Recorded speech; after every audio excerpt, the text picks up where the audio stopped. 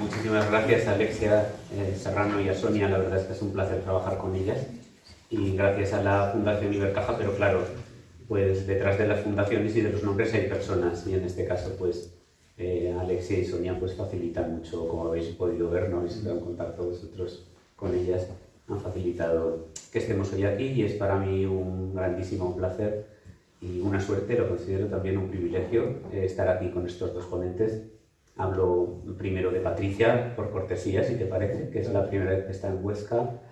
Y bueno, pues surgió un poco el título, luego Guillermo sugirió, dice, mira, hay una psicóloga, y entonces empecé a leer y la verdad es que es una delicia cualquier cosa que leáis de Patricia Fernández Martín, que es psicóloga clínica en el Hospital Ramón y Cajal de Madrid, pero ella se define como psicóloga y periodista, le gusta mucho escribir y escribe en la revista electrónica Ethics unos artículos que son preciosos, muy sugerentes, solo por el título ya dan ganas de leerlos, pero además es que están muy bien escritos, como Tener la piel fina o Víctimas del que dirán, o con el que comenzaremos hablando hoy, ¿no? Que es la parálisis por elecciones.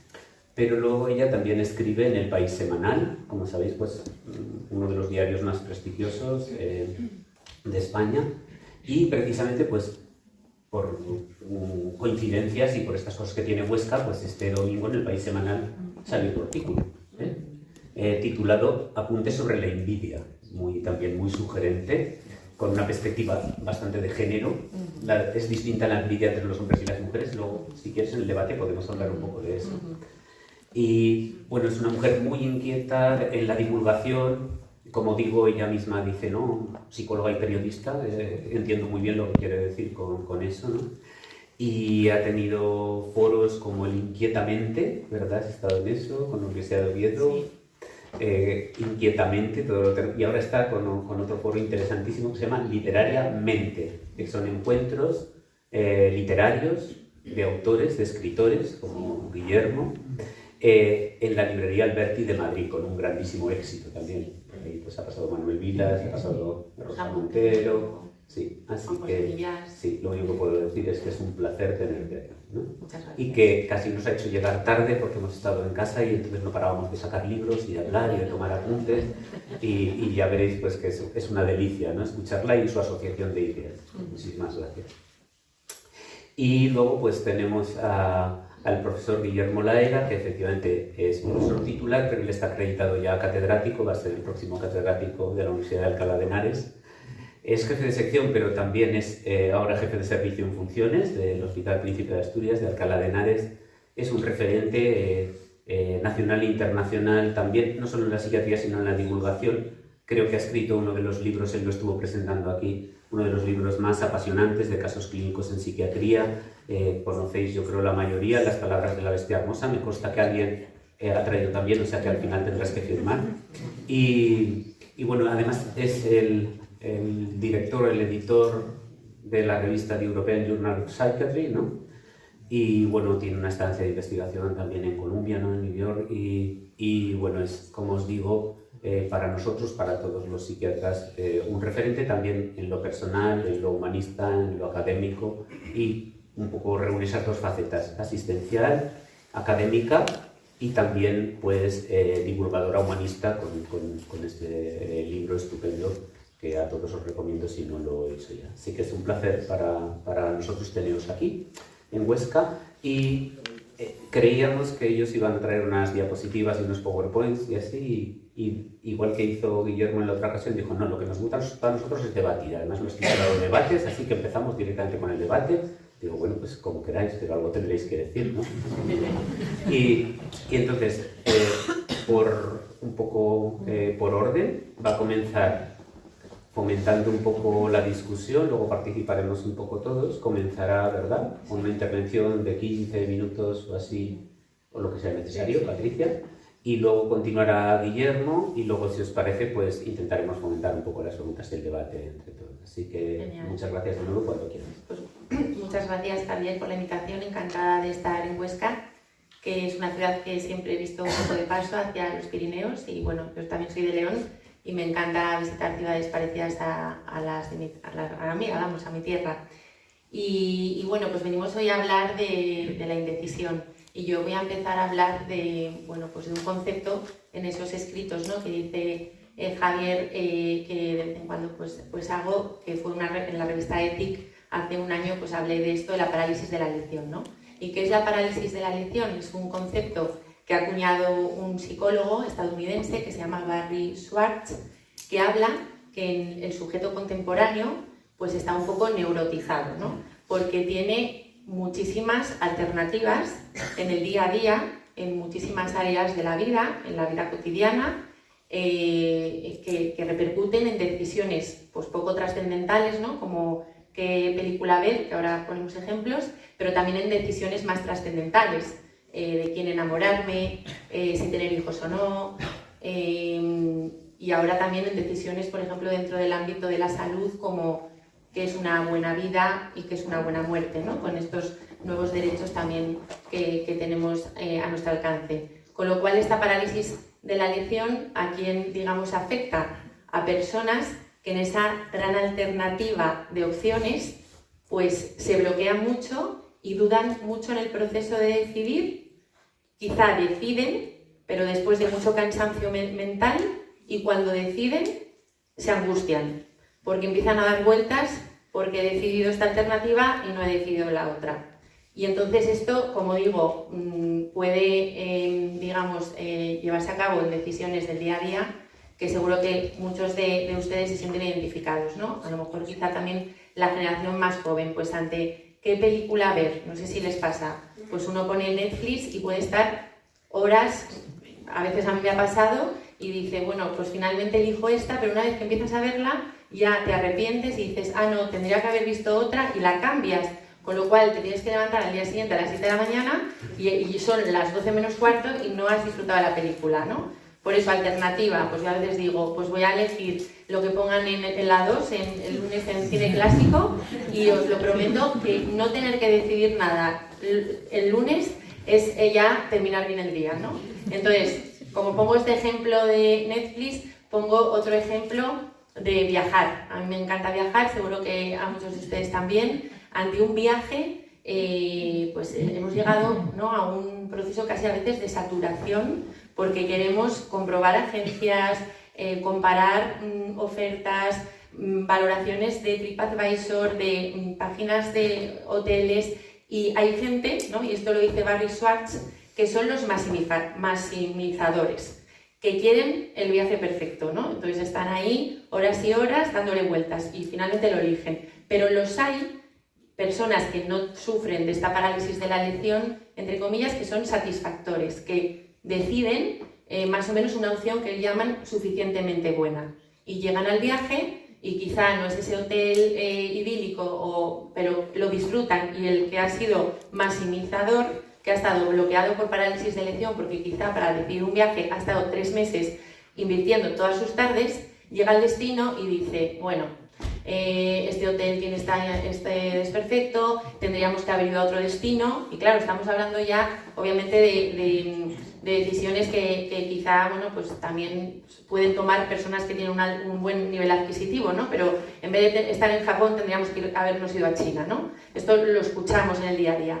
Con lo cual llevo a eso, a ese ocio de la vida cotidiana, pero también lo llevo a momentos que nos cuentan, a mí me han contado pacientes, ¿no? En un duelo, por ejemplo, pues he ido al tanatorio y es que me han acribillado a preguntas, ¿no? En las flores, este ataúd, este otro, y es como, claro, hay gente que dice, pero ¿por qué esta saturación de oferta, de opciones, ¿no? No puedo más, ¿no? Decide tú, ¿no? O en el ámbito de la salud, si tomo Ozempic para adelgazar, o si ante una intervención con un médico, ¿no? Pues me va a operar usted, ¿cómo quiere que le opere? Pues no sé, ¿cómo le operaría a su hija, ¿no? Por favor, haga lo mismo, ¿no? Es que no podemos elegir más.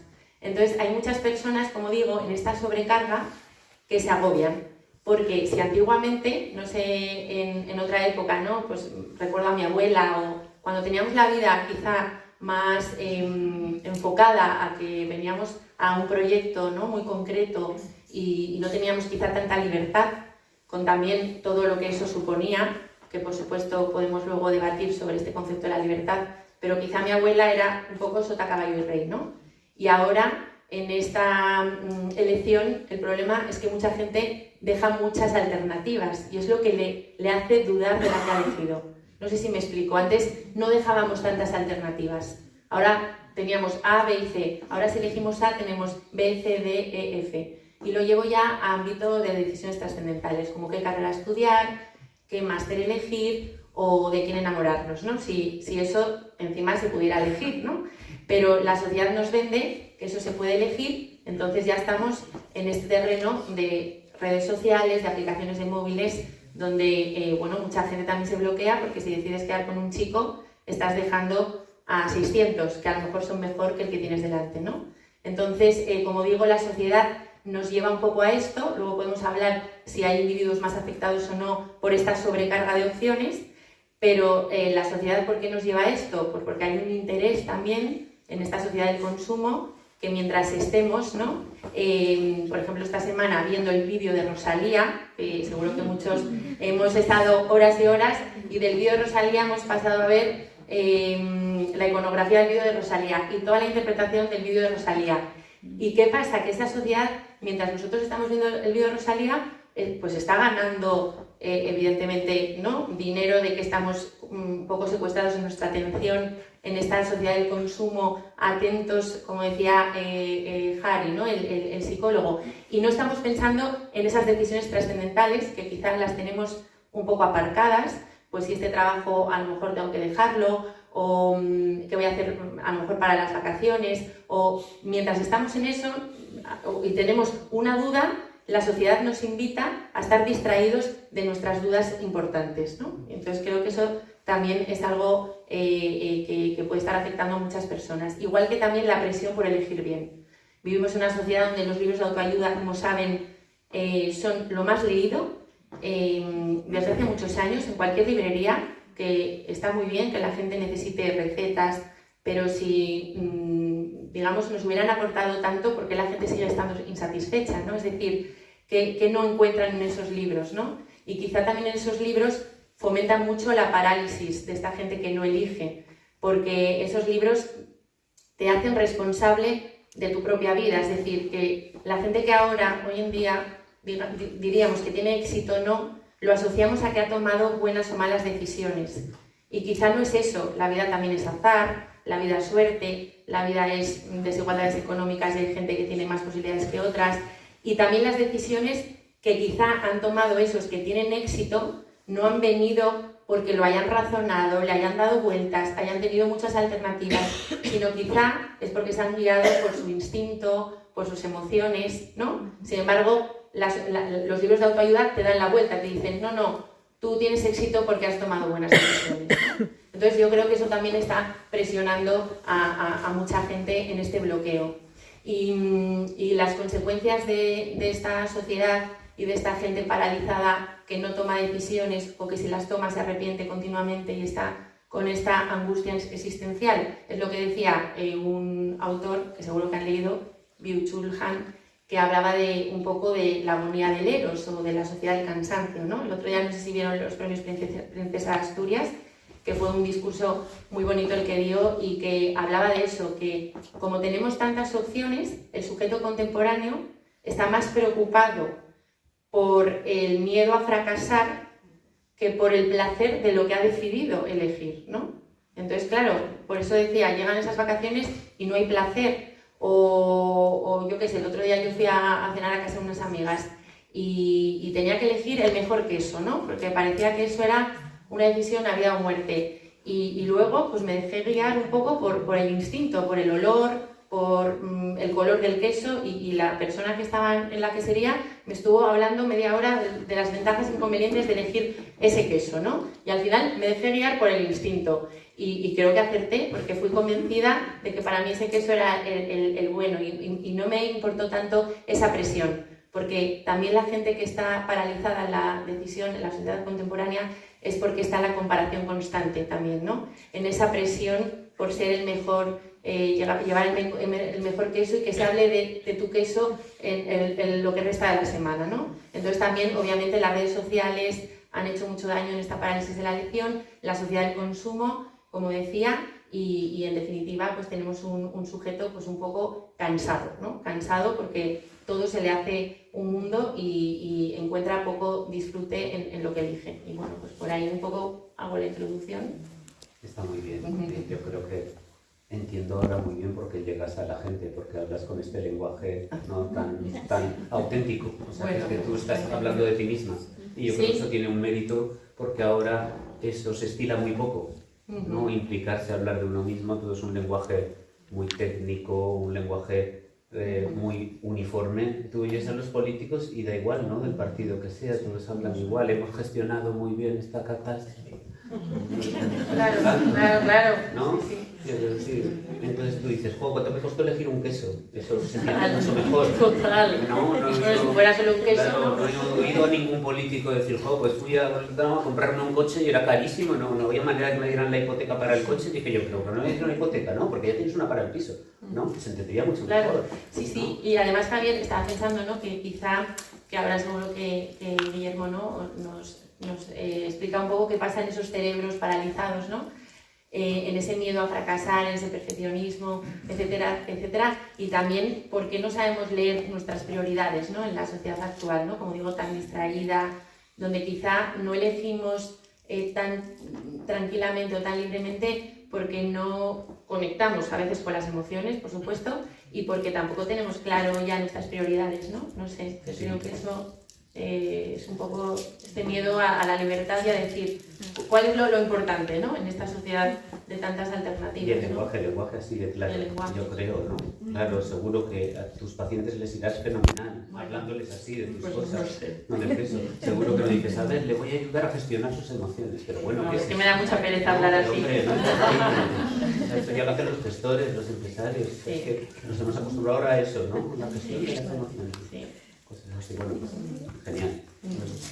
¿Tú qué opinas? Muy bien, opino, me hace reflexionar mucho, Patricia. Bueno, antes de nada, muchísimas gracias por la invitación y a ustedes por estar aquí, la verdad, un gusto. Y escuchando a Patricia, claro, o sea, me interesa mucho porque ojalá, yo creo que no es perder el tiempo reflexionar sobre en qué época vivimos, ¿no? Y cómo no se trata de tener una visión demasiado catastrofista del momento contemporáneo, ¿no? O de añorar otras épocas, pero sí yo creo que tener un mínimo como de lucidez de hacia dónde vamos y qué consecuencias negativas tiene el camino que estamos cogiendo para poderlo corregir, ¿no? O sea, yo creo que ojalá en debate al final vayamos un poco a, bueno, ¿y qué hacemos ante esto, ¿no? Porque yo, por ejemplo, soy muy poco amigo de la idea de que hay un sistema maligno, ¿no? Una cosa conspirativa en contra nuestra, porque me parece que eso es muy echar balones fuera. O sea, vamos a ver nosotros como ciudadanos qué podemos hacer ante eso, ¿no? Entonces, bueno, ¿de dónde partimos, no? Yo creo que la introducción de Patricia nos ha centrado muchísimo. O sea, por un lado, yo creo que nuestra época es impulsiva. O sea, tenemos muchos estímulos que nos hacen ser impulsivos, porque objetos de deseo. Tenemos, yo creo que a lo largo de la historia, hoy más objetos de deseo que en otros momentos. Los tenemos más accesibles y son mayor número y son muy intensos.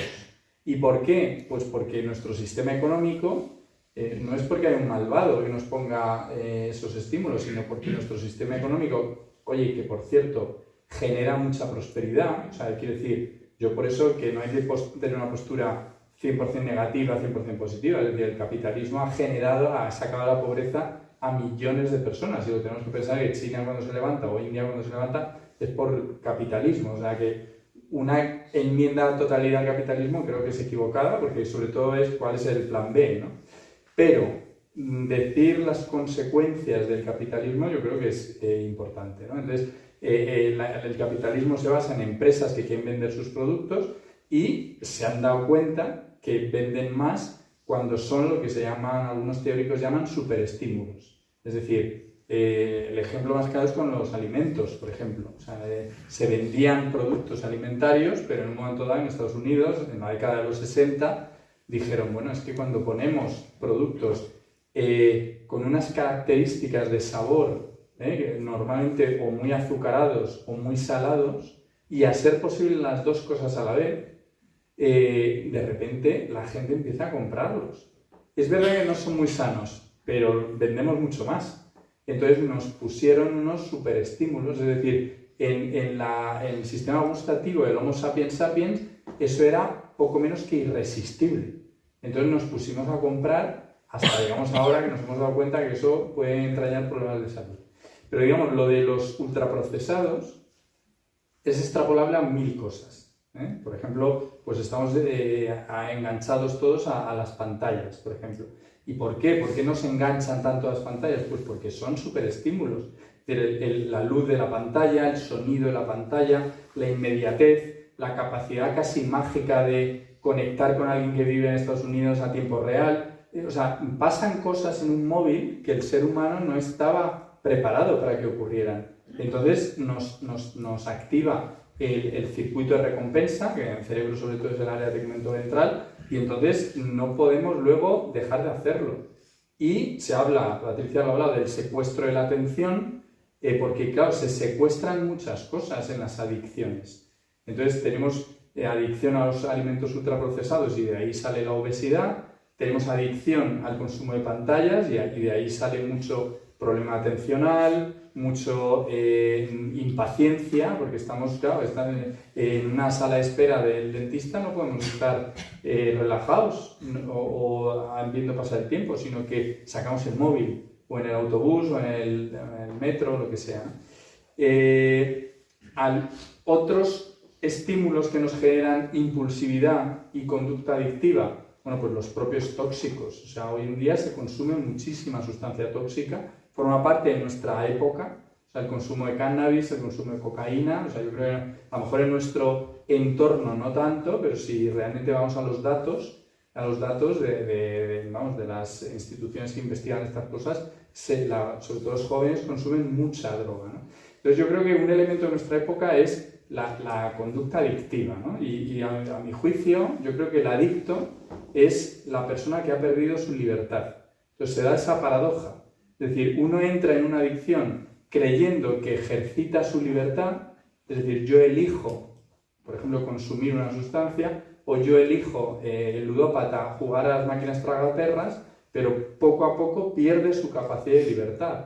Y, como sabemos todos los que trabajamos en la clínica, en un momento dado el adicto no consume por elección personal, sino porque si no consume lo pasa muy mal, ¿no? Por aversión. Entonces yo creo que una característica que yo quería subrayar es que en nuestra época tenemos mucho riesgo de caer en adicciones y eso nos puede hacer menos libres, ¿no? Hay una sobreoferta, el salto de la tienda de ultramarinos al hipermercado, ¿no? Eso, los empresarios se dieron cuenta que haciendo una gran inversión en poner a disposición del cliente prácticamente todo, eso hacía que el cliente compraba más. Esa experiencia de ir a IKEA o ir a un hipermercado o incluso a un bazar chino, ¿no? Donde te quedas como, pero ¿cómo pueden tener tantas cosas, ¿no? O sea, eso es una metáfora, digamos, de nuestra sociedad, ¿no? O sea, una sobreoferta plagada de estímulos que nos están pidiendo que nuestra atención se centre, ¿no? Entonces, claro, es una paradoja. O sea, en principio vamos de la opresión a la libertad, entonces todos estamos de acuerdo. O sea, nos parece que el capitalismo está a favor de la libertad, pero hay una paradoja, que es que hay un bucle en el que el capitalismo nos mete un poquito en una trampa y nos resta capacidad de libertad, ¿no? Esto se lleva al campo de las relaciones personales. Patricia también lo ha señalado con el fenómeno de Tinder, que yo con mis pacientes lo veo muy acusado, y es algo parecido. O sea, de repente tiene uno la fantasía de tener un hipermercado de chicas o de chicos a elegir. Y entonces surge una especie de, bueno, lo quiero todo. Es decir, esta chica me parece muy guapa y muy atractiva, pero y esta también. Entonces se da el fenómeno, que me lo cuentan muchos adolescentes, de estar en diálogo pues con 20, con 30, con 40 chicas y se generan relaciones muy líquidas y muy tal. Entonces, por un lado, la impulsividad, la conducta adictiva, la impaciencia. Por otro lado, el colapso ante una toma de decisiones que es casi imposible, ¿no? Decía Gregorio Marañón en uno de sus libros, ¿no?, en Don Juan, que la madurez del ser humano es ir de lo inespecífico, de lo quiero todo, que es el bebé, a la madurez de centrarse en lo específico y más en la lealtad, en valorar lo que uno tiene, en no quererlo todo, en ser capaz de rechazar otras cosas, ¿no? Entonces, en ese sentido, nuestra época es un poco inmadura en términos de Marañón, ¿no?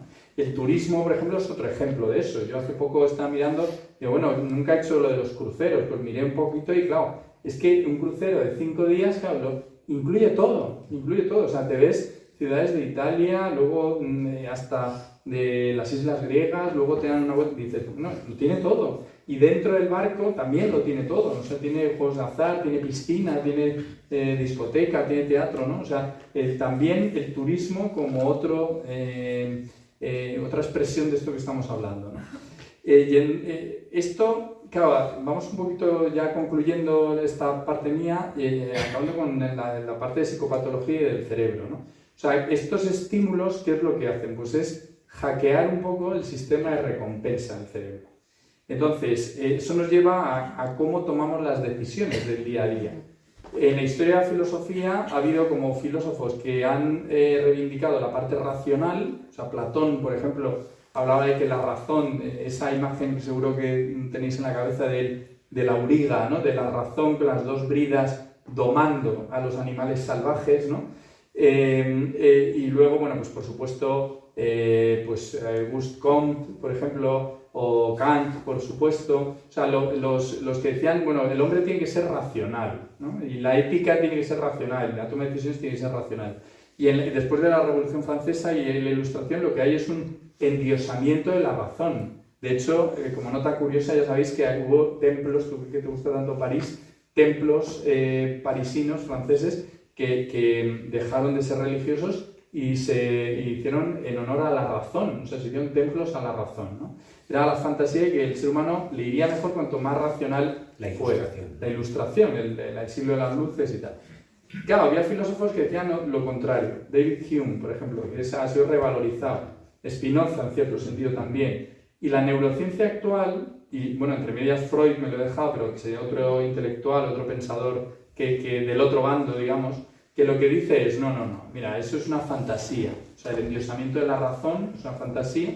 Somos mucho más emocionales y mucho más instintivos y hay que tener cuidado con la razón porque muchas veces intelectualizamos o racionalizamos decisiones que hemos tomado de manera intuitiva, ¿no? Entonces, ¿qué sabemos hoy en día desde la neurociencia? Bueno, pues Antonio Damasio es uno de los pensadores más importantes que recomiendo mucho, El error de Descartes o Buscando a Spinoza o La sensación de lo que ocurre. La verdad es que es un autor que recomiendo mucho. Y Dios creó al hombre. Y Dios creó al hombre. Y es portugués, sobre todo ha trabajado en Estados Unidos, en Iowa, en California, y es un autor muy recomendable. Entonces, hay muchas cosas, pero, por ejemplo, contó un caso clínico, no sé si lo conoces, que es el de Elliot, que tuvo un tumor en una zona del cerebro que es la orbitofrontal, o sea, como encima de los ojos, y lo que producía es que tenía menos activación emocional. Por ejemplo, se le pasaba esto de la prueba galvánica con sustancia dérmica, que es una prueba con la máquina de la verdad, ¿no? Para ver si se activa, yo veo un estímulo emocional, me activo, entonces se produce una microsudoración y entonces me lo detecta la máquina, ¿no? Bueno, pues con esa lesión en la corteza orbitofrontal tenía una respuesta emocional muy plana. Es como si una persona se hubiera desconectado de las emociones y ese hombre era incapaz en el día a día de tomar decisiones porque dudaba continuamente de cada una de ellas. Decía que, por ejemplo, en el restaurante se tiraba 4 horas porque antes de pedir la carta, porque era como, hay razones para pedir carne, pero hay razones para pedir pescado, pero ¿por qué no pido verdura? Porque... Entonces, el caso de Elliot, según Damasio, demostró una cosa que me parece muy sugerente, que no es que tenemos que ser más racionales, sino que para tomar decisiones racionales son imprescindibles las emociones. Es decir, que las emociones guían y la razón modula. Y Damasio hablaba de la hipótesis del marcador somático, que yo creo que es bueno hablarlo y con esto ya os doy la palabra. La hipótesis del marcador somático consiste en que yo tengo 3 opciones, A, B o C. Por ejemplo, tú decías lo del queso, ¿no? Sí, imagínate, queso, ¿no? elegir. Pero a lo mejor lo del queso puede ser más como de apetencia, de gustos y tal, pero voy a poner un ejemplo que es, por ejemplo, decir, bueno, tú te fuiste a París, ¿no? Después de la residencia, pues, ¿a dónde me voy? ¿A París, a Barcelona o me quedo en Huesca? ¿No?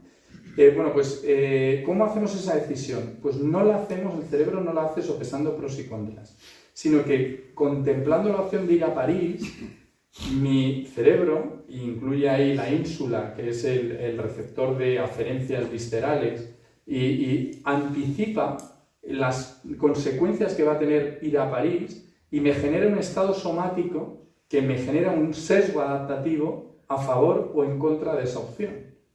Entonces, una vez mi cuerpo me inclina a una de las opciones a través de ese marcador somático, luego yo lo racionalizo y me convenzo a mí mismo de que ir a París es claramente mejor que quedarme en Huesca. Pero si mi cuerpo me hubiera dicho lo contrario, me generaría un aparato cognitivo en la dirección contraria, ¿no?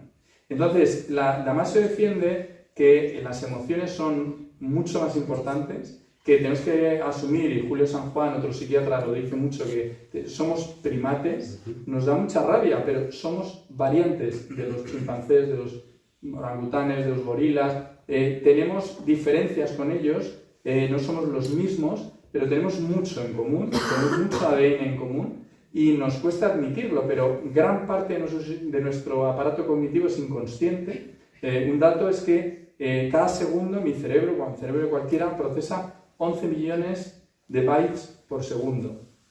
De ellos, solo 40 son conscientes. Es decir, mi cerebro ahora está procesando una cantidad de estímulos sin que yo lo sepa y está inclinándome hacia determinadas elecciones. Somos mucho más inconscientes, mucho más emocionales, mucho más instintivos y más intuitivos. Y cuando no lo somos, cuando hay lesiones cerebrales o cuando hay una patología psiquiátrica, es decir, cuando nos desconectamos de lo emocional, por ejemplo, las personas que tienden más a la lexitimia, a la falta del reconocimiento de emoción, tienen más problemas para tomar decisiones.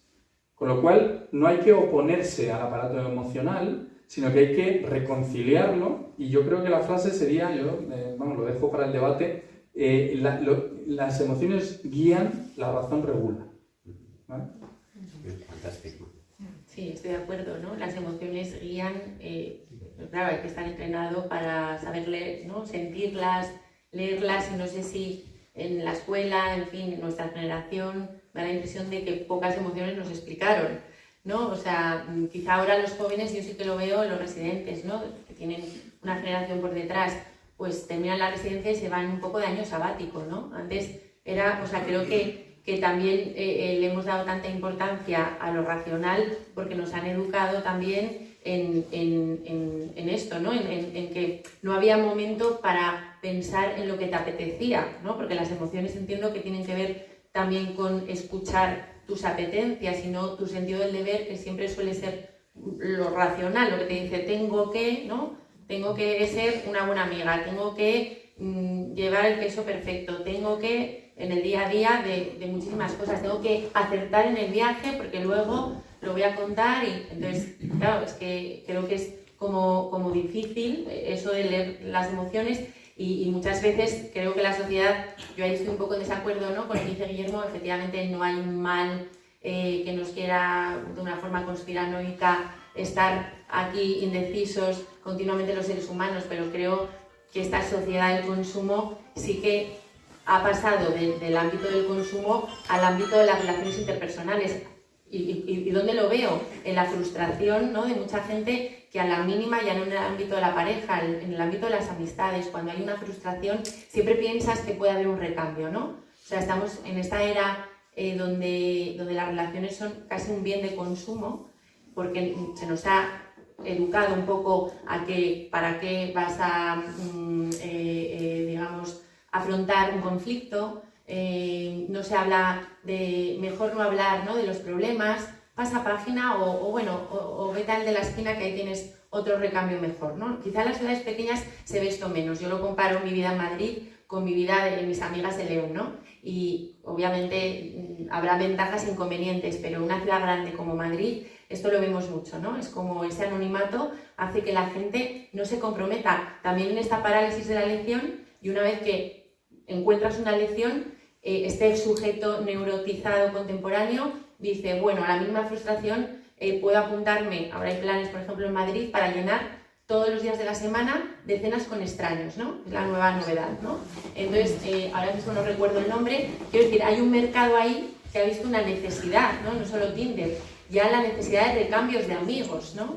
Entonces, está muy bien ese plan con extraños, pero no podemos estar en la vida yendo a cenas cada martes con extraños, ¿no? Tenemos que decidirnos por un extraño, ¿no?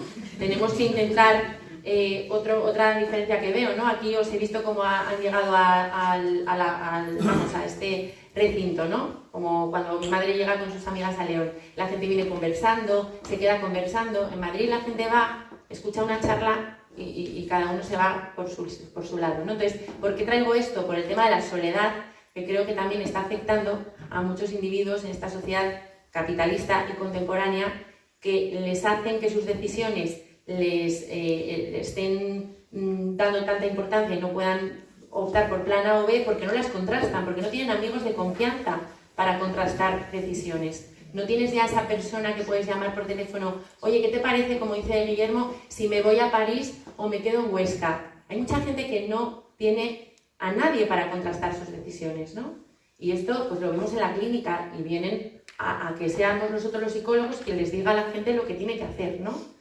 Entonces, bueno, creo que la sociedad, yo no soy nada positiva, la verdad, y así lo digo, creo que vamos de mal en peor, creo que hay mucha insatisfacción, que obviamente es la insatisfacción del primer mundo, ojo, ¿no? Que el otro día en una charla Acción contra el Hambre, pues ahí, pero no nos hace racionar, ¿no? Uno ve todo lo que pasa en el mundo en sitios donde no hay verdadera libertad, pero tampoco nos hace reaccionar nuestra vida, ¿no? O sea, creo que en nuestra vida tenemos mucha libertad, pero poca claridad, ¿no? Y eso yo lo diría que es el resumen que puedo hacer. Y cómo ayudar en este proceso, pues me ha gustado mucho lo de saber leer las emociones, pero también saber conectar con los propósitos, ¿no? Por ejemplo, yo que hago con algunas personas bloqueadas, pues a lo mejor hablar más de los valores, ¿no? Como quizá reivindicar, hay una terapia, si hay alguien del gremio de la salud mental, que se llama aceptación y compromiso, que son terapias nuevas que vienen no un poco a razonar si nos tenemos que ir a París o quedarnos en Huesca por pros y contras, sino cuál es tu propósito, ¿no? De quedarte en París o irte a París o quedarte en Huesca. Y esto alivia mucho, ¿no? Porque ante otro tipo de decisiones, pues mi propósito en la vida es ayudar, ¿vale? Pues si uno de tus propósitos es ayudar, da igual que elijas ser médico o profesor. Es decir, ante esa decisión que tanto te bloquea, como tienes claro tu propósito, la vas a hacer mejor, ¿no? No le tienes que dar tanta vuelta. O si estoy dudando entre un viaje u otro y eso me enerva la cabeza, pero mi valor es la curiosidad, me va a dar igual qué lección voy a tomar, porque voy a ir al viaje que vaya y voy a ir con la apertura a lo que es el aprendizaje o a lo que es la búsqueda de esa novedad y disfrutar de ese placer de viajar, ¿no? Que en el fondo es un placer también de primer mundo. Entonces, claro, si vamos a esto de los valores, creo que es mucho más interesante, ¿no? Que ir a la meta. Y en esta sociedad vamos a las metas, ¿no? La meta es casarse con no sé quién, la meta es tener tantos hijos, la meta es. Y entonces, claro, en ese no buscar por qué hacemos eso o para qué lo hacemos o cuál es nuestro propósito, ahí nos dará igual, quizá lo que decía Guillermo, qué Tinder te van a poner delante, ¿no? Si tú quieres querer, ¿no? A alguien. O qué destino vas a escoger si lo que te apetece es curiosear por el mundo, ¿no? No sé si... Sí, o sea, claro, yo creo que lo que estamos intentando ponerle palabras es eso, a los males del primer mundo. Es que si lo vemos con distancia, no tenemos remedio, porque... O sea, ¿vosotros creéis que la gente que vive en África, en Somalia y tal, prefiere quedarse ahí a venir aquí? O sea, lo que iba a comentar, vive allí mejor, Javier, ¿sabes? No, lo que iba a decir es que no tenemos remedio nosotros porque lo tenemos todo para ser felices. Es decir, ellos lo que van a querer es venir. Por supuesto, porque dicen, lo tienen todo a su alcance. Y nosotros que lo tenemos al alcance, bueno, pues nos metemos en estas trampas y al final tenemos frustración Pero en su mayoría. la felicidad, o sea, quiero decir, yo creo que en esto ayuda mucho la filosofía. La felicidad tiene que ver con lo que somos, no con lo que tenemos. Claro. Y hay que volver siempre, ¿no? Pues Víctor Frankl, Sí, por ejemplo, sí, sí. él tenía momentos de felicidad en un campo de concentración, Sí, sí. ¿no? El hombre en busca del sentido. Entonces, por lo tanto, se puede ser feliz desde el punto de vista de bienestar interior, no desde el punto de vista de la felicidad fatua o superflua. Tú puedes ser feliz, yo creo, en cualquier lugar del mundo, porque eso depende de uno, no de lo que hay fuera, O sea, creo. Lo que dicen los datos datos globales, de encuestas de población, de salud mental a nivel mundial, es un dato súper interesante, no sé si lo conocéis. Los países ricos tienen peores cifras de salud mental respecto a los países pobres. Pero dentro de cada país, los pobres tienen peores cifras de salud mental que los ricos. Entonces, esto tiene que ver con el artículo de Patricia, de que uno es pobre y rico en comparación con otros. Es decir, ser pobre en un país rico es peor que ser pobre en un país pobre. Entonces, yo creo que esto entronca lo que tú has dicho de Víctor Frankl. O sea, no tenemos que deslizarnos con un discurso de añoranza, de romantización de la pobreza, porque claro, el del país pobre nos va a decir, sí, o sea, qué gracia que encima es mejor ser pobre. Pero lanzar la idea de que la abundancia no te va a dar directamente la felicidad ni el bienestar psicológico, sino que tienes que poner en la ecuación el propósito vital, el sentido de la vida, los valores y las creencias, sean cuales sean. Entonces, sí. Acabo en 2 minutos. Entonces, yo creo que está la razón, eso es súper importante, entre medias las emociones y tenemos el deseo. Son como 3 grandes. Nuestra época ha apostado claramente por el deseo, ¿vale? Las emociones, no dejan de ser reacciones automáticas, muy viscerales, muy somáticas. Yo creo que cuando ordenan más la vida es cuando las emociones se transforman en sentimientos.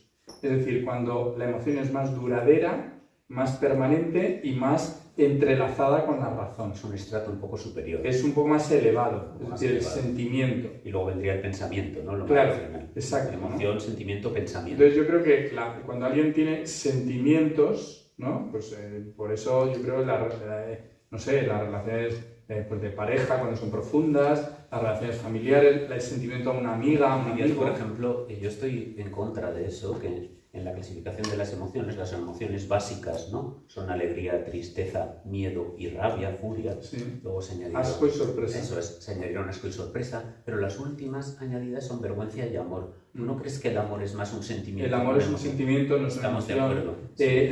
Hay un debate con culpa y con vergüenza, y yo creo que los psicólogos cognitivistas y tal suelen llamarlo emociones complejas. O sea, que sería como el siguiente paso, ¿no? Entonces yo creo que si nos movemos en el deseo, lo que vamos a es hacernos más adictos a las cosas y por tanto yo creo que perder libertad. Entonces suena muy budista, ¿no? Javier García Campayo, ¿no? Que sí. También suena un poco budista y suena un poco lo de disminuir el deseo, pero a lo mejor hay que ir por ahí. Es decir, quería preguntar sobre eso, ahora que hablas, disculpa que te interrumpa un poco, sobre las nuevas corrientes orientalistas, el mindfulness, ¿no? O la cátedra que dirige Javier García Campayo, sí. Además de dirigir la cátedra de psiquiatría, la Universidad de Rojo, tiene una cátedra también de ciencias contemplativas. Sí. Es un nuevo auge de ciencias contemplativas, del orientalismo, del desapego, de otra vez la vida interior, puede tener que ver como una respuesta. Son respuestas, o sea, la sociedad, la civilización, cuando ve que se está desviando, bueno, pues hay corrientes en dirección contraria, ¿no? Y entonces yo creo que ese auge, y además es muy saludable, yo creo que, me parece que es muy benéfico para mucha gente, a lo mejor no para todo el mundo, ¿no? Entonces yo creo que reducir el deseo puede ser una buena estrategia porque nos desengancha de cosas. Estamos ya en consejos, ¿no? Para superar... Bueno, intentando ser esperanzador. Hoy me siento un poco en minoría, entre 2 visiones bastante negativas, ¿no? Bueno, me defenderé. Pero yo creo que no, ¿eh? O sea, yo, por lo menos, igual parece un poco más negativa que yo. O sea, yo lo que creo con la inteligencia artificial, con la tecnología, es que nos puede dar grandísimos avances a la humanidad. Por ejemplo, en el terreno de la medicina, que es lo nuestro, va a ser espectacular la aportación de la inteligencia artificial y tal. pero debemos dominar a la tecnología, no que nos domine a nosotros. Y yo creo que hay signos de que nos domina a nosotros y entonces nosotros acabamos siendo esclavos de la tecnología. La rebelión de las máquinas. Sí, ¿no? bueno, que nuestro cerebro no está preparado para estos estímulos y acabamos enganchados, ¿no? Entonces yo creo que es eso, ¿no? Ir hacia la importancia de las emociones y sobre todo los sentimientos. Y luego, Patricia daba, yo creo, en uno de los quiz, es decir, la hipertrofia del deseo conecta con el hiperindividualismo. O sea, en Madrid es totalmente así. O sea, es que no te saludan los vecinos. Es que vas a la charla y luego nada, es que ni dices qué te ha parecido. Pero en Huesca, como escribe Patricia, somos víctimas del que dirán. Yo creo que cada uno idealiza lo que no tiene, ¿no? Ya, pero lo añoraríais si vivierais en Madrid. Pero claro, la hipertrofia del deseo y la tendencia a las adicciones con la soledad, eso sí que es un panorama bastante deprimente. O sea, y entonces lo que hay que hacer no es una enmienda a la totalidad a nuestra sociedad, sino corregir cosas, generar, esto también es una visión política, en el sentido de no partidista, sino de convivencia, generar espacios comunes, no tienen que ser tampoco con todo público y con funcionarios y tal, sino que la sociedad civil tenga lugares de encuentro, no que cada uno vaya a lo suyo, ¿no? Y luego, bueno, pues por ejemplo, lugares donde se aborde más el tema del propósito vital. El propósito no tiene por qué ser grandilocuente, no tiene que ser ganar el premio Nobel, no. Es que cuidar a tu padre con Alzheimer es un propósito. Y eso llena a la gente. Bueno, y le sobrecarga. Puede ser una sobrecarga y puede ser devastador. Sí. Pero si le das sentido, es como Víctor Frank.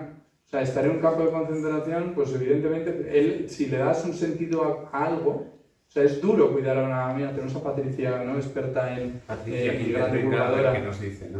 Sobre este tema, ¿no? De cómo cuidar, ¿no? Cómo cuidar, pero si también hay historias muy bonitas de cuidado, ¿no? O sea, no todo cuidado tampoco es burnout, ¿no?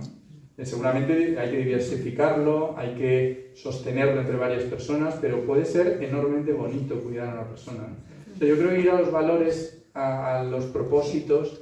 Sí, además esos valores que son ilimitados, ¿no? O sea, quiero decir que a veces por eso se confunde la meta con el valor. Hay una metáfora de la terapia de aceptación y compromiso, ¿no? Que dice que te gustaría que dijera de ti tu epitafio, ¿no? Entonces es como la gente se queda descolocada, ¿no? O sea, aquí yace una persona que se ha pasado toda la vida, pues... bloqueada ante la toma de decisiones, ¿no?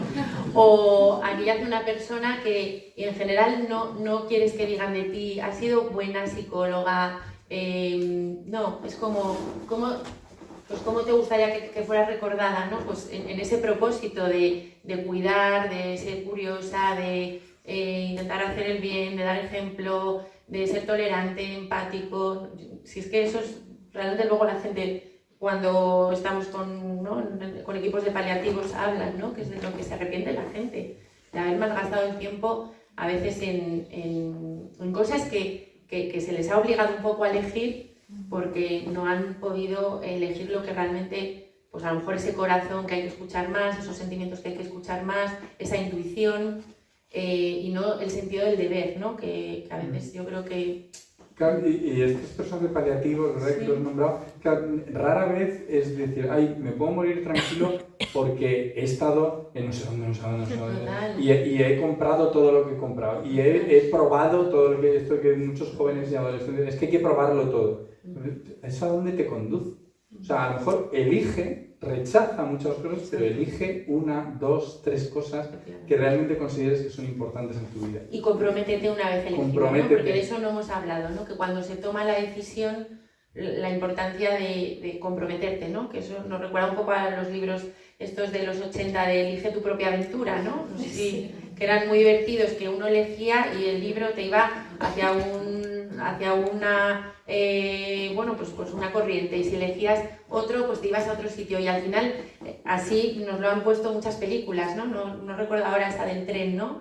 Donde una chica, bueno, elige subirse al tren o no, pero a veces también, aunque se nos haga o se nos convenza de que nuestra vida es solo porque las decisiones que hemos tomado, insisto, hay muchos factores aleatorios, pero ya sea porque lo pensamos mucho o poco, ya sea por lo que lo sentimos mucho o poco, una vez que lo tomamos, ¿no? Por lo menos temporalmente vamos a comprometernos con ello, que eso no quita que luego, pues a veces la vida, pues hay que tomar otro tipo de decisiones que no apetecen tanto, ¿no? En las vidas de pareja, o hay padres, pues lo que dice Guillermo, pues depende de la relación a lo mejor que tengas con tus padres, ¿no? También vemos que a veces la sobrecarga del cuidado, ¿no? En mucha gente pues es porque quizá no le sale, ¿no? De esa forma natural, pero independientemente de eso, una vez que lo elijas, por lo menos comprométete con eso durante un tiempo, ¿no? Yo creo que Habéis eso... hablado de los adolescentes. ¿Vosotros creéis que el cerebro de los adolescentes está preparado para esto? Para evitar estímulos, para desear menos, para valorar más lo que tienen, para valorar la pareja que tienen y no cambiar de pareja. Pues la verdad no controlo mucho de adolescentes, ¿no? Pero sí que creo que quizás los adolescentes lo que vemos, bueno, por lo menos en esto es que pasan a lo mejor más fácilmente los vínculos, no sé si son tan estables en sus vínculos, no sé qué pensará Guillermo. Lo que creo es que el cerebro de los adolescentes no está preparado para compararse, quizá el nuestro tampoco, con tanta gente, ¿no? No, claro, están esos fenómenos de poda neuronal, ¿no? Que son tan importantes, sí. Que tú hablabas muy bien del lóbulo frontal, el desarrollo. Claro. O sea, yo creo que los adolescentes son carne de cañón de todo esto, claro. La clave es que nosotros no seamos adolescentes. Eso es. O sea, que no seamos adolescentes de 50 años. Una sociedad adolescente. Sí. O sea, los adolescentes seguirán siéndolo y trataremos de que no darles el móvil a los 9 años y trataremos un poco de regular, un poco tal, para que no se desmadren demasiado. Pero la clave es que la sociedad no sea adolescente, y yo creo que ¿cómo dejaremos de ser adolescentes? Pues eso, no queriéndolo todo. Es decir, si la gente dice, no, es que si no conozco Tailandia mi vida va a ser un fracaso. No, no es verdad. Es decir, tu pueblo de Huesca puede ser muy feliz, tu vida puede tener mucho valor en tu pueblo de Huesca. Pero ¿cómo idealizáis los de la capital? No, ya.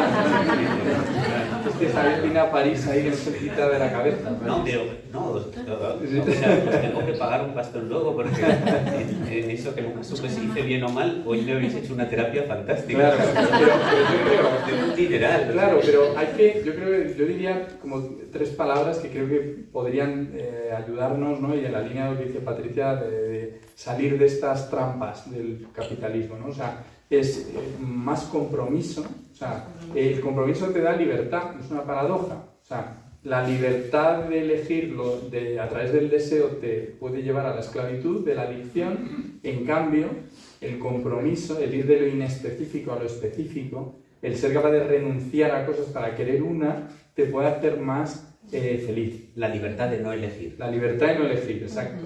Luego, lo segundo, la idea de que en los adolescentes yo creo que hay que intentar inocularlo, aunque es difícil, que es la idea de desafío. Es decir, que lo difícil, que lo estresante sea un reto, no sea motivo de huir, de querer huir o de ponernos a llorar, sino de afrontar la dificultad de la vida y saber que la vida es difícil. O sea, es que yo creo que eso, lo de las expectativas, ¿no? O sea, si queremos la felicidad absoluta y tenemos una fantasía de que la vida va a ser fácil y confortable, estamos condenados a traumatizarnos. Pero si la imagen que ellos ven es esa, sí. Claro, sus modelos son gente de gran éxito, son gente que tiene muchas posesiones, que llegan rápido, que llegan fácil. Y que además la gente adora a esa gente. Sí. Pues los modelos son los futbolistas que tienen muchísimo dinero, que lo ganan en poco tiempo, que tienen grandes deportivos, que cambian de parejas, que todas, aunque ellos no sean muy agraciados, son todas modelos. ¿Cómo eso no va a seducir a un adolescente? Sí. ¿No? No. ¿Qué les vamos a vender? No, hijo mío, tranquilo, que sufrir es mejor. La vida dura, trabaja un montón de horas, tengo un sueldecillo para tener este coche pagando la hipoteca. Lo veo complicado. Sí, es difícil de transmitir, pero es la realidad. Aparte que claro, yo creo que, ya hablando en serio, ¿no? Un poco que lo comentábamos antes, está bien que nosotros nos pongamos en el plan, ¿no? de la gente, pues hace esto la gente, pero ¿quién gobierna el mundo? ¿No? Que lo que pensábamos, ¿qué pasó con el COVID? Una vacuna en 9 meses. que yo sepa, el SIDA es un virus que lleva con nosotros años y años y años. No hay ninguna vacuna. ¿Por qué hubo una vacuna? Porque el mundo se paró. Tú sabes el pánico en el que entrarían las grandes corporaciones, Primark, Zara, etcétera, etcétera, etcétera, con 3 semanas sin consumir, ¿no? Los grandes supermercados. Entonces, como nosotros salgamos y digamos valores, por ejemplo, valores, igual que hacemos con las parejas, venga, si tú tienes una chaqueta que funciona y tal y es de buena calidad, no te compres una en los próximos 3 años. Es que nos mandan un par de sicarios, ¿eh? Pero estos tíos se quieren cargar lo que hemos montado, que es el capitalismo, que es consumir, ¿no? O sea, ellos no van a renunciar. Claro, o vas al supermercado. No, pero por eso no tenemos que depositar en ellos, ¿no? Yo por eso no es que los Abogas por una revolución desde abajo. O sea, empecemos con una decisión individual. O sea, empecemos con que cada uno en su margen tome sus decisiones para ser un poco más feliz y un poco más pleno y un poco más que esté de acuerdo con su propia conciencia y tal, ¿no? Entonces, bueno, a nivel individual, oye, uno es libre, ¿no?, de tomar decisiones. Zara seguirá con lo suyo, pero yo vivo esclavizado por la publicidad que me manda Zara y tal, o doy un paso atrás. Pablo, Zara hay cosas más básicas. Por ejemplo, tú vas a un supermercado ahora, claro, cuando éramos niños la fruta era de temporada y te podías elegir 2 frutas. Ahora podías elegir mandarina y naranja. Tú ahora todo el mundo quiere consumir plátano, cerezas, y dices, pero las cerezas ya no sabes en qué época estás. Bueno, uva, ¿no? Pues lo queremos todo, ¿no? Claro, entonces renunciar a eso es complicado. Lo que lo ha comentado fenomenal Patricia. Tú ibas, el queso, la cultura del queso en España tiene 4 días, como quien dice. O sea, cuando éramos niños tenías el caserío, la vaca perrillo, ¿no? ¿Es así o no? Total. O sea, esto de la cultura del queso por el vino ha venido mucho. Bueno, los después. cafés, que eso ya, vamos, Claro, el café. Y, ¿no? Sí, eso, o tiendas de quesos que hay ahora, o no, las vinotecas. Entonces tenías tú el vino del pueblo y se acabó. Son 1000 ejemplos. O sea, Claro. si tomas un café, digo, a lo mejor estoy siendo un pringado tomarme un café que no es el mejor. Voy El a problema es que ir. ya no hay sitios para tomar ese café. Ya. Por ejemplo, el Café Gijón ya va a cerrar. O sea, quiero decir que, bueno, es difícil, ¿no?, encontrar esos sitios. Claro. Donde uno coge el periódico el domingo y pasar la mañana, ¿no? Claro, es difícil encontrar el equilibrio, Muy creo, ¿no? Encontrar el equilibrio. Sí, yo creo que hay que nadar a contracorriente, efectivamente. Nadar, ¿no? El deporte, no lo hemos dicho, pero Tú tienes un artículo de eso, de lo sí, bueno que es nadar. a mí me relaja para tomar buenas decisiones. Si tengo que tomar una decisión importante, voy a nadar. Sí. Y luego es verdad que quizá pues, bueno, uno está más calmado, ¿no? Porque también las decisiones hay que tomarlas, sobre todo las importantes, ¿no?, con calma, ¿no? Creo que también, igual que el individuo tiene que hacer mucho, la sociedad también, ¿no? Reducir esa presión, ¿no?, por elegir bien, por esas vidas perfectas.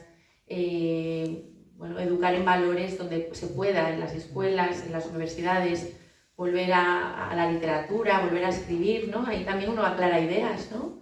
Escribir ayuda mucho. Entonces son hábitos que se van perdiendo, y cuando decimos, bueno, que están pasando las grandes universidades, pues el otro día, escuchando para preparar esta charla a una persona de la London School of Economics, decía que ella a las empresas, no me acuerdo cómo se llamaba, les ayudaba ya con el ChatGPT a tomar buenas decisiones porque quitaban la parte emocional, ¿no? Quiero decir que tenemos ejemplos en la consulta. Yo tengo personas que copian sus mensajes del ChatGPT, sus conversaciones con su hermano o con quien sea, para que el ChatGPT le dé una respuesta menos emocional, para que la otra persona se enfade menos, ¿no?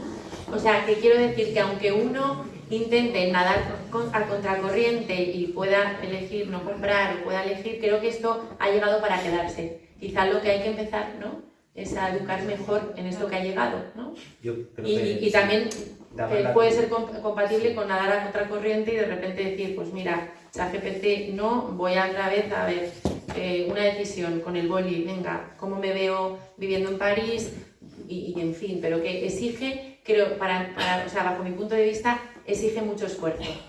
Pues yo creo que una clave, lo comentaba muy bien Guillermo, que es la regulación, aunque suene mal esa palabra a veces. Cuando aparecieron los automóviles y había un montón de accidentes de tráfico, ¿no? ¿Qué hubo que hacer? Hubo que poner una limitación de velocidad. Eso redujo los accidentes un montón. apareció el tabaco, la gente disfrutaba mucho el tabaco, nos lo ponían en las películas, no sé qué, hubo que prohibir fumar en los bares y aquello pareció que era la catástrofe. Yo creo que habrá que realizar regulaciones, por ejemplo, en la red, lo hemos hablado ya aquí muchas veces, no puede haber páginas donde se explique a los jóvenes cómo suicidarse con paracetamol, por ejemplo, o cómo tener conductas de anorexia y bulimia, ¿no? Entonces, eso habrá que regularlo. Y dicen, no, que es imposible. A ver, todo es posible. Al que tenga esa página, tú lo pones 30 años en la cárcel y tranquilo que no habrá más, ¿no? Que tengan una página así. Las cosas tienen que ser así, es que no hay otra manera, ¿no? Sí, sí. A veces hay que ponerse en ese plan. Hombre, o sea, hay veces que hay que tomar medidas, por ejemplo, con el acceso de niños, ¿no? Por ejemplo, a pornografía. Por ejemplo. Decir, no, es que no se puede regular, o sea, eso tiene unas consecuencias en el desarrollo psicológico de niños de 10 años, de 12, por supuesto que se puede que regular. acceden a unos contenidos cuando todavía están con los Reyes Magos y ven unas imágenes al cabo de 6 meses, dan un salto, ¿no? De Papá Noel a la pornografía. Puede ser un trauma. Eso es traumático. Entonces, por supuesto que allí, bueno, pues es un reto tecnológico, es un reto jurídico, legal, pero hay que intervenir, ¿no? Yo creo que es necesaria una regulación de todas estas cosas, pero yo creo que el cambio va a ser más desde dentro, es decir, de decisiones individuales y de que nos replanteemos que la tecnología es vertiginosa, que nos ofrece muchísimas cosas, pero que el centro tiene que ser el ser humano y que la tecnología tiene que estar a nuestro servicio, no renegar de nuestra parte biológica, de nuestras necesidades, de nuestra parte física, que yo creo que hay que siempre recuperarla, o sea, no renegar, no vivir en la entelequia de que somos personas, sujetos solamente racionales o digitales, no, fundamentalmente somos seres biológicos y físicos. Pero en esto, la sociedad, ¿no estáis de acuerdo en que a lo largo de la historia se va ajustando?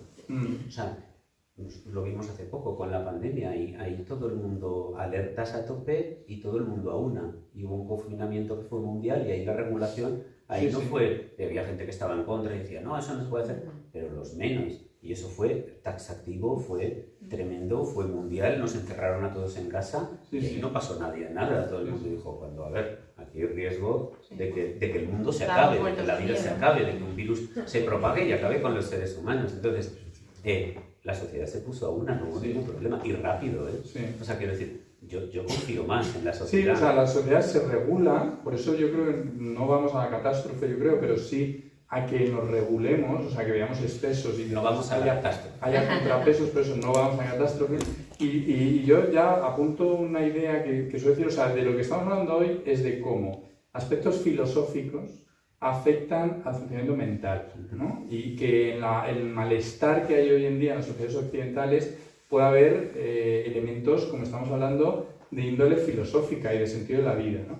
Entonces yo ahí apuntaría a que yo creo que es otro factor que nos cuesta mirarlo, porque es una especie de tabú, pero que creo que hay que abordarlo con naturalidad, que es que las creencias religiosas durante mucho tiempo han dominado el concepto de sentido de la vida.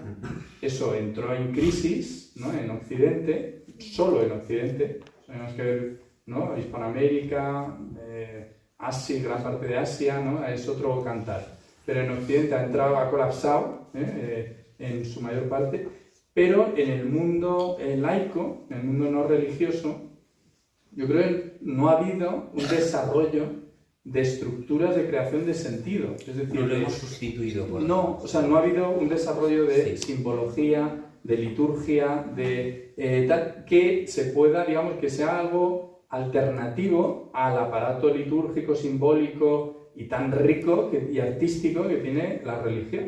Entonces yo creo que mucha gente está como echando de menos esas estructuras que dan sentido a la vida. Pero está volviendo la espiritualidad y la trascendencia. Hay contrapesos, claro. El vídeo de Rosalía, ¿no? Está volviendo la espiritualidad. Vuelve sin Dios, ¿no? Vuelve de otra manera, ¿no? Sí.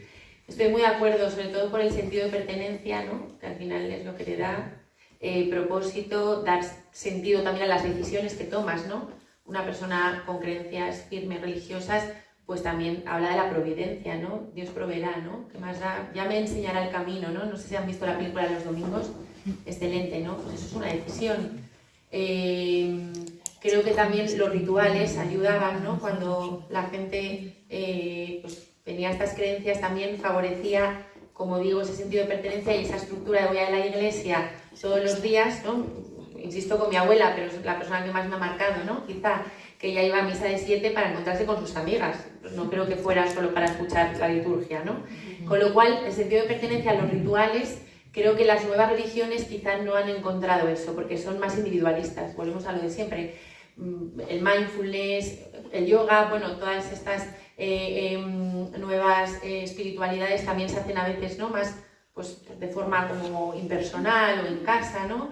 La relajación tampoco a lo mejor son para todo el mundo, ¿no? Esas nuevas espiritualidades. Y que quizá una cosa es la ideología y otra cosa es la práctica. Por ejemplo, en el cristianismo, la ideología, no creo que nadie pueda estar en contra de la ideología del cristianismo, de los valores, que son valores universales, ¿no? De solidaridad, ¿no? De ayuda, de todo lo que comentábamos. Claro. Valores son universales.